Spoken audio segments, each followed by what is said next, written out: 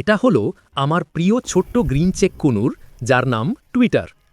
আজ আমি বলবো কিভাবে একটি পাখিকে সত্যিকারের সুপার টেম করা যায়। আসলে এটা কোনো জাদু না, শুধু ভালোবাসা, ধৈর্য আর নিয়মিত সময়ই একটি পাখিকে মানুষে ভরসা করতে শেখায়। প্রতিদিন টুইটারকে প্রথমে হাতে নেওয়ার চেষ্টা করো, কিন্তু কখনো জোর করবে না। হাতটা ধীরে ধীরে কাছে আনবে আর নরম স্বরে বলবে, come here baby Twitter, it's okay, good boy. পাখি প্রথমে ভয় পেতে পারে, কিন্তু তোমার কোমল কণ্ঠস্বর ও ধৈর্য তাকে দ্রুত শান্ত করবে। এরপর শুরু করো ছোট্ট ট্রেনিং, স্টেপ আপ। আঙুল সামনে ধরলে সে প্রথমে ভাববে, তারপর ধীরে ধীরে পা তুলবে। ও যখন তোমার আঙুলে উঠবে, সাথে সাথে একটা ছোট্ট ট্রিট দেবে। ওই মুহূর্তেই সে বুঝবে তোমার কাছে আসা মানে নিরাপত্তা, ভালোবাসা আর পুরস্কার। টুইটারের সাথে কথা বলো, হালকা সুরে গল্প করো। পাখিরা মানুষের কণ্ঠের কম্পন, উষ্ণতা সব অনুভব করতে পারে। যেমন, baby Twitter, your a good boy, I am here, don't be scared. এই ধরনের নরম কথাবার্তা তার মনে তোমার প্রতি এক ধরনের ভরসা তৈরি করবে।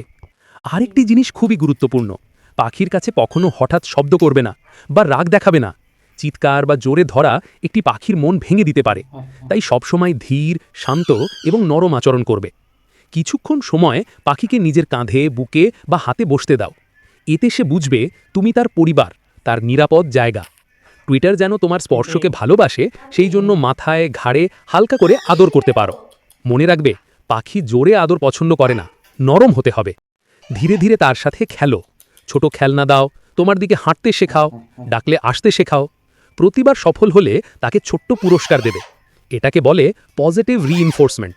আর এই পদ্ধতি পাখিকে সুপার টেম করার সবচেয়ে শক্তিশালী উপায়।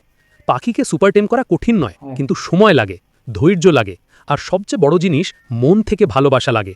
তুমি যদি টুইটারকে পরিবারের সদস্যের মতো ভালোবাসো, সে তার থেকেও বেশি ভালোবাসা তোমাকে ফিরিয়ে দেবে।